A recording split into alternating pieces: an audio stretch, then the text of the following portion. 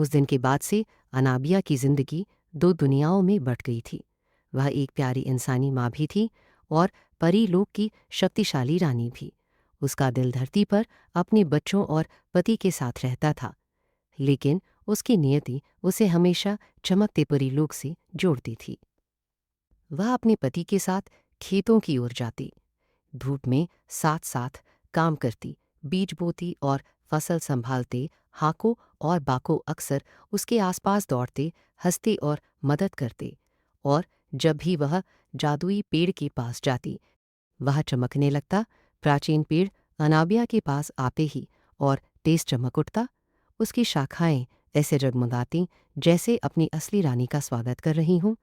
पेड़ के तने में घूमती हुई रोशनी का एक छिपा दरवाज़ा बन जाता और उसी रास्ते से परीलोक का द्वार खुल जाता।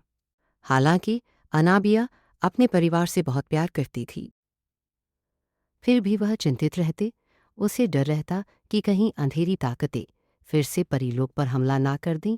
उसे अपनी दुनिया की रक्षा के लिए वहाँ मौजूद रहना जरूरी था, लेकिन वह धरती की जिंदगी भी नहीं छोड़ सकती थी। वह जानती थी कि इंसान ज़्यादा देर तक परीलोक में नहीं रह सकते।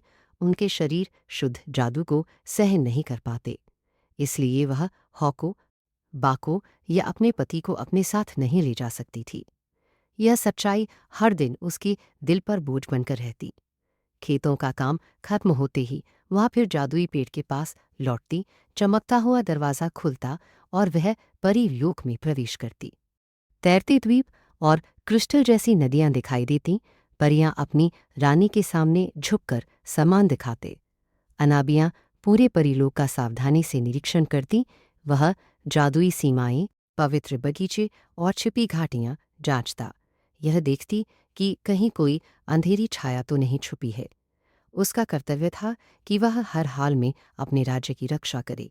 वह अपने परिसैनिकों और शाही रक्षकों को बुलाते, मार्गदर्शन देती और एकजुट रखती। वह उन्हें याद दिलाती कि उसकी अनुपस्थिति में उनका क्या कर्तव्य है। हिम्मत, वफादारी और बुद्धिमानी से परीलोक की रक्षा करना।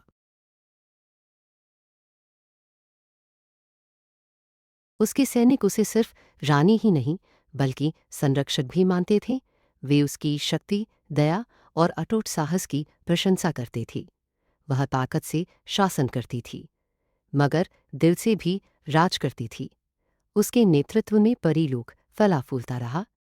जब उसके सारे काम पूरे हो जाते तो वह शाम ढलने से पहले लौट आते।